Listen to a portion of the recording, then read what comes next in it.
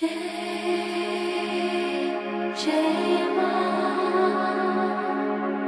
जय मां Durga.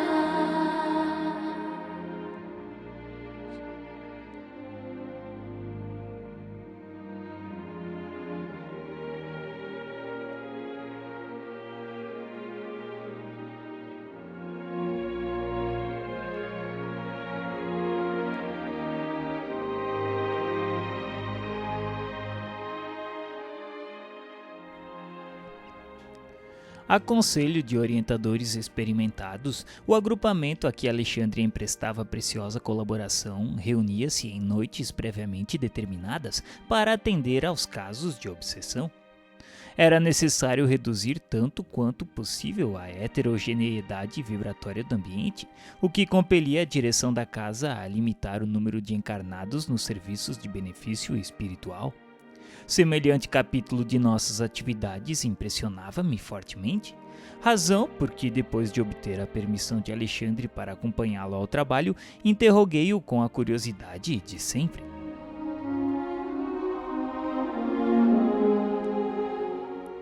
Senhor Alexandre, eu gostaria de saber se todo obsidiado é um médium na acepção legítima do termo? Médiuns, meu amigo, inclusive nós outros, os desencarnados, todos o somos, em vista de sermos intermediários do bem que procede de mais alto quando nos elevamos, ou portadores do mal colhido nas zonas inferiores quando caímos em desequilíbrio.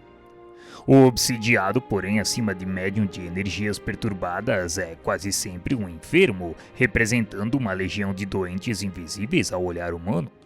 Por isto mesmo, constitui em todas as circunstâncias um caso especial, exigindo muita atenção, prudência e carinho. Pelo que você me diz, compreendo as dificuldades que envolvem os problemas alusivos à cura. Entretanto, recordo-me do otimismo com que nossos amigos comentam a posição dos obsidiados que serão trazidos a tratamento. Eles, por enquanto, não podem ver senão o ato presente do drama multissecular de cada um. Não ponderam que obsidiado e obsessor são duas almas e chegam de muito longe extremamente ligados nas perturbações que lhes são peculiares. Nossos irmãos na carne procedem acertadamente, entregando-se ao trabalho com alegria, porque de todo esforço nobre resulta um bem que fica indestrutível na esfera espiritual. No entanto, deveriam ser comedidos nas promessas de melhoras imediatas no campo físico, e de modo algum deveriam formular julgamento prematuro em cada caso, porquanto é muito difícil identificar a verdadeira vítima com a visão circunscrita apenas do corpo terrestre. Também observei o exagerado otimismo dos companheiros, vendo que alguns deles, mais levianos, chegavam a fazer promessas formais de cura às famílias dos enfermos. Claro que serão enormes os benefícios a serem colhidos pelos doentes. Todavia, se devemos estimar o bom ânimo, cumpre-nos desaprovar o entusiasmo desequilibrado e sem rumo. E você, Sr. Alexandre, conhece todos os casos? Todos, André. Dos 5 que constituirão o motivo da próxima reunião, apenas uma jovem revela possibilidades de melhoras mais ou menos rápidas. Os demais comparecerão simplesmente para socorro, evitando agravo nas provas necessárias. E essa jovem que você se refere, ela gozará de proteção diferente dos outros? Não se trata de proteção, mas de esforço próprio. O obsidiado, além de enfermo, representante de outros enfermos, quase sempre é também uma criatura repleta de torturantes problemas espirituais. Se lhe falta vontade firme para a autoeducação, para a disciplina de si mesma, é quase certo que prolongará sua condição dolorosa além da morte. O que acontece a um homem indiferente ao governo do próprio lar? Indubitavelmente será assediado por 1001 questões no curso de cada dia e acabará vencido, convertendo-se em joguete das circunstâncias. Imagine agora que esse homem indiferente esteja cercado de inimigos que ele mesmo criou, adversários que lhe espreitam os menores gestos, tomados de sinistros propósitos na maioria das vezes. Se não desperta para as realidades da situação, empunhando as armas da resistência e valendo-se do auxílio exterior que lhe é prestado pelos amigos, é razoável que permaneça esmagado. Esta é a definição da maior percentagem dos casos espirituais de que estamos tratando. Não representa, porém, a característica exclusiva das obsessões de ordem geral. Existem igualmente os processos laboriosos de resgate em que, depois de afastados os elementos da perturbação e da sombra, perseveram as situações expiatórias. Em todos os acontecimentos dessa espécie, porém, não se pode prescindir da adesão dos interessados diretos na cura. Se o obsidiado está satisfeito na posição de desequilíbrio, há que esperar o término da cegueira, a redução da rebeldia que lhe é própria ou o afastamento da ignorância que lhe oculta a compreensão da verdade. Ante obstáculos dessa natureza, embora sejamos chamados com fervor por aqueles que amam particularmente os enfermos, nada podemos fazer senão semear o bem para a colheita do futuro, sem qualquer expectativa de proveito imediato. A jovem a que me referi, André, está procurando a restauração das forças psíquicas por si mesma. Tem lutado incessantemente contra as investidas de entidades malignas, mobilizando todos os recursos de que dispõe no campo da prece, do autodomínio, da meditação. Não está esperando o milagre da cura sem esforço, e não obstante, terrivelmente perseguida por seres inferiores, vem aproveitando toda espécie de ajuda que os amigos de nosso plano projetam em seu círculo pessoal. A diferença, pois, entre ela e os outros é a de que, empregando as próprias energias, entrará, embora vagarosamente, em contato com a nossa corrente auxiliadora, ao passo que os demais continuarão, ao que tudo faz crer, na impassibilidade dos que abandonam voluntariamente a luta edificante. Compreendi a elucidação e esperei a noite de socorro aos obsidiados, como Alexandre designava esse gênero de serviço. Não decorreram muitos dias e, em companhia do instrutor, penetrei sumamente interessado o conhecido recinto. O pessoal estava agora reduzido. Em derredor da mesa reuniam-se tão somente 2 médiuns, 6 irmãos experimentados no conhecimento e prática de problemas espirituais e os obsidiados em tratamento. Os enfermos, em número de 5, apresentavam características especiais. 2 deles, uma senhora relativamente jovem e um cavalheiro maduro, demonstravam enorme agitação. 2 outros, ambos moços e irmãos pelo sangue, pareciam completamente imbecilizados. E por último, observamos a jovem a que Alexandre se referira, que se controlava com esforço ante o assédio de que era a vítima. As entidades inferiores que rodeavam os doentes compareciam em grande número. Nenhuma delas nos registrava a presença em virtude do baixo padrão vibratório em que se mantinham, mas se sentiam à vontade no contato com os companheiros encarnados. Permutavam impressões entre si com grande interesse e, através das conversações, deixavam perceber seus terríveis projetos de ataque e vingança. Seguia-lhes atentamente a movimentação quando fui surpreendido com a chegada de 2 amigos de nosso plano, para os quais olharam os obsessores com certo receio. Veja, André, esses são os nossos intérpretes que atuarão junto às entidades perseguidoras. Em virtude da condição em que se encontram, podem ser percebidos por elas e manter estreita ligação conosco ao mesmo tempo. Assinalando a serenidade com que sorriam para nós, sem partilharem de entendimento direto com os instrutores da nossa esfera ali presentes, ouvi o meu orientador me explicar. Eles já se encontram de posse das instruções precisas aos trabalhos dessa noite. As criaturas desencarnadas que se congregavam ali em dolorosa perturbação retificaram de algum modo a linguagem que lhes era própria ao avistarem os 2 missionários. Verifiquei pela modificação à vida que ambos eram conhecidos de todas. Um dos obsessores, evidentemente cruel, falou em tom discreto a um dos companheiros. Estão chegando os pregadores. Oxalá não nos venham com maiores exigências. Não sei o que desejam esses ministros, porque afinal de contas conselho e água dão-se a quem pede. Parece-me que convidaram os da mesa a cansar-nos até o esquecimento de nosso propósito de fazer justiça pelas próprias mãos. Palavras o vento leva.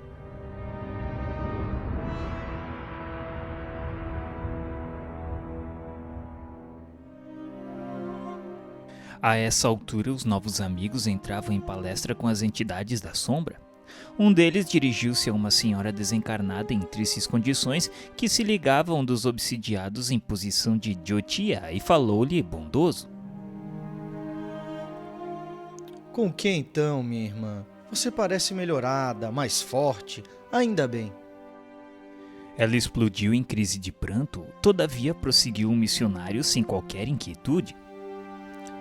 Acalme-se. A vingança agrava os crimes cometidos. Para restabelecer a felicidade perdida, minha amiga, é necessário esquecer todo o mal. Enquanto abrigar pensamentos de ódio, não poderá atingir as melhoras que deseja. A cólera perseverante constitui estado permanente de destruição.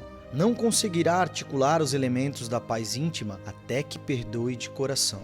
É quase impossível. Esse homem afrontou meu ideal de mulher, lançou minha corrupção, escarneceu de minha sorte, transformou meu destino em uma corrente de males. Não será justo que pague agora? Não apregoam que o Pai é justo? Eu não vejo, porém, o Pai, e preciso fazer justiça usando minhas próprias forças.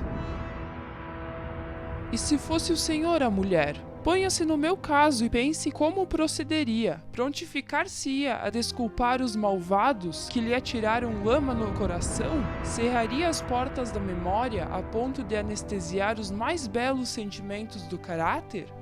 Não acredito. O Senhor reagiria como estou reagindo. Há condições para perdoar, e as condições que eu imponho na qualidade de vítima são as de que o meu verdugo experimente também o sarcasmo da sorte. Ele infelicitou-me e voltou ao mundo, preparou-se para uma vida regalada de considerações sociais, titulou-se para conquistar a estima alheia, e o que me deve? Também eu, noutro tempo, não era digna de respeito geral, não me candidatara a uma existência laboriosa e honesta com o firme propósito de servir a Deus?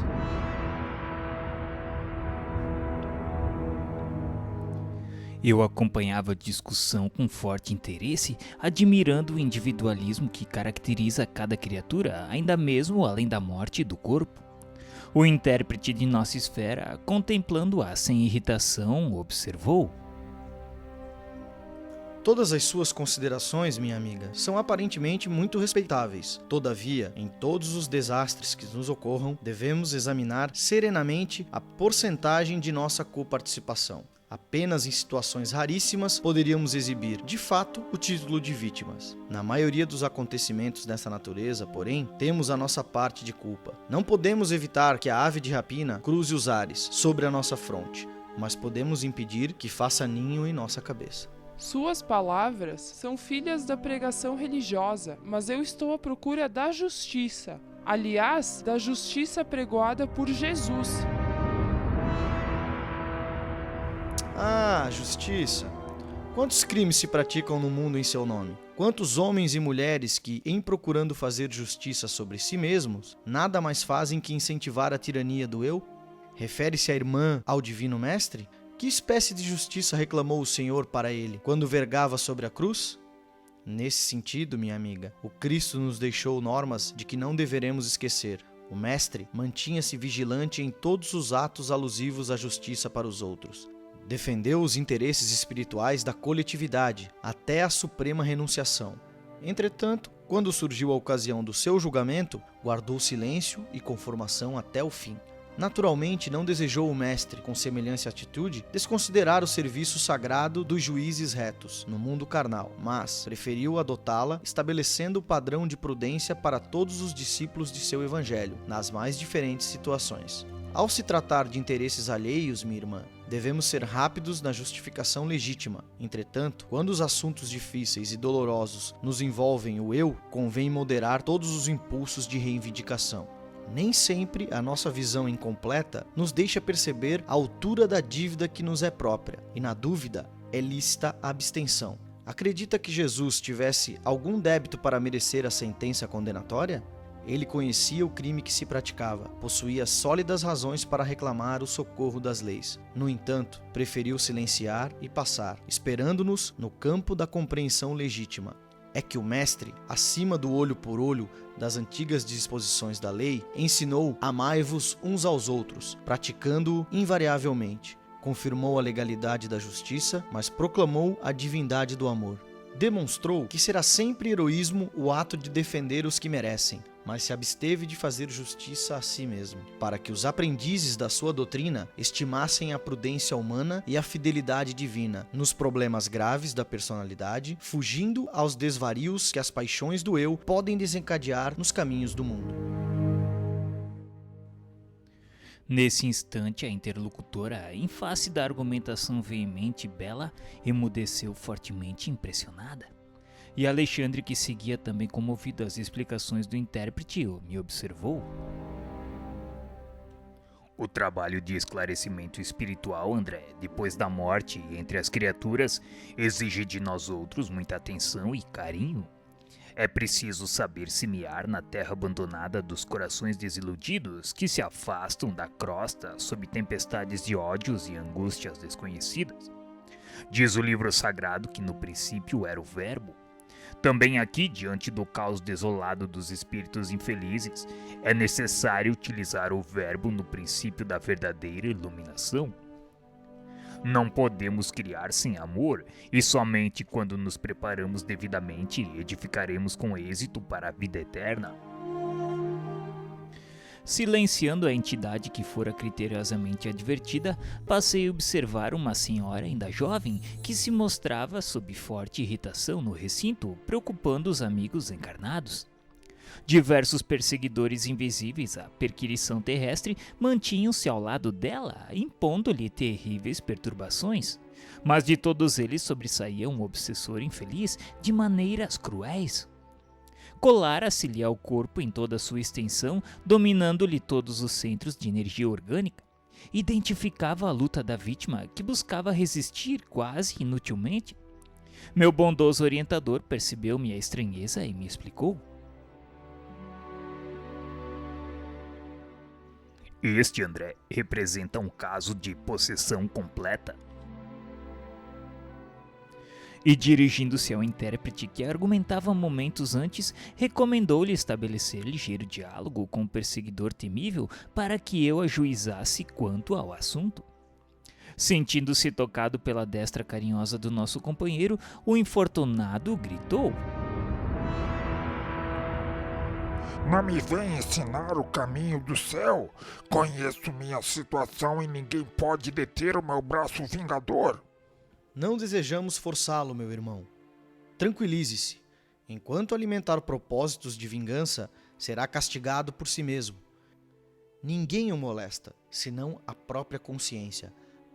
As algemas que o prendem à inquietude e à dor foram fabricadas pelas suas próprias mãos. Nunca! E ela?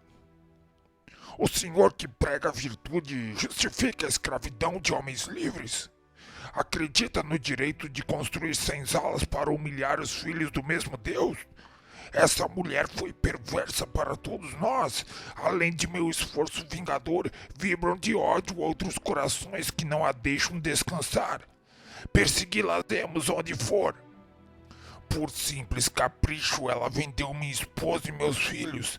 Não é justo que sofra até que nos restitua. Será crível que Jesus, o Salvador por excelência, aplaudisse o cativeiro? O mestre não aprovaria a escravidão. Contudo, meu amigo, recomendou-nos o perdão recíproco, sem o qual nunca nos desvencilharemos do cipoal de nossas faltas. Qual de nós, antigos hóspedes da carne, conseguirá exibir um passado sem crimes? Neste momento, seus olhos revelam a culpa de uma irmã infeliz.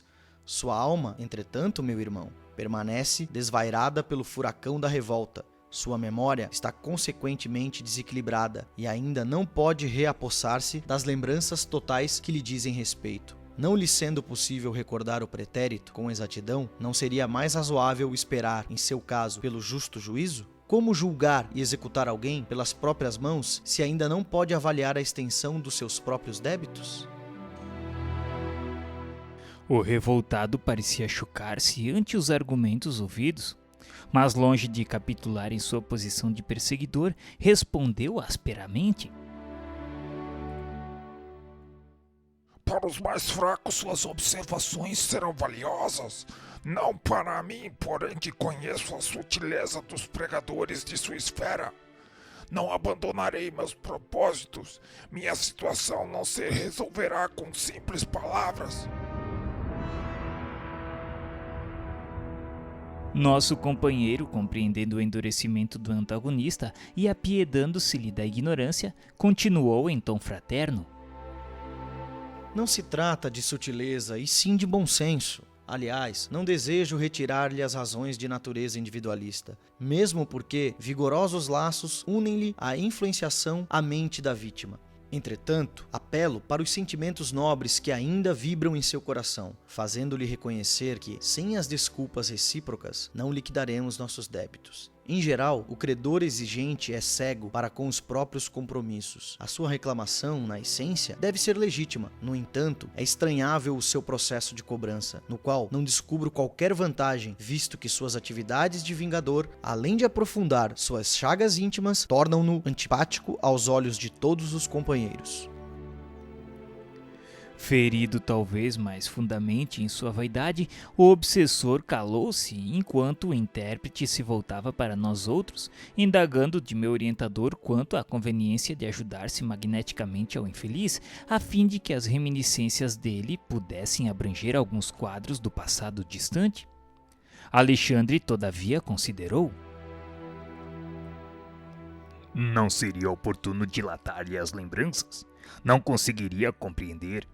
Antes de maior auxílio ao seu entendimento, é necessário que sofra. Aproveitando a pausa mais longa que se fizera entre todos, observei detidamente a pobre obsidiada. Cercada de entidades agressivas, seu corpo tornara-se como que a habitação do perseguidor mais cruel. Ele ocupava-lhe o organismo desde o crânio até os pés, impondo-lhe tremendas reações em todos os centros de energia celular. Fios tenuíssimos mais vigorosos uniam-nos ambos, e ao passo que o obsessor nos apresentava um quadro psicológico de satânica lucidez, a desventurada mulher mostrava aos colaboradores encarnados a imagem oposta, revelando angústia e inconsciência. Gritava para salvar daquele demônio. Gritava sem cessar, comovendo os companheiros em torno da mesa humilde. Olhos desmensuradamente abertos, como a fixar os inimigos invisíveis à observação comum, bradava angustiosamente após ligeiros instantes de silêncio, dizendo que eles haviam chegado todos do inferno e estavam ali. Seus gemidos semelhavam-se a longos silvos estertorosos. Eu estava surpreso e, atendendo minha expectação, me esclareceu Alexandre.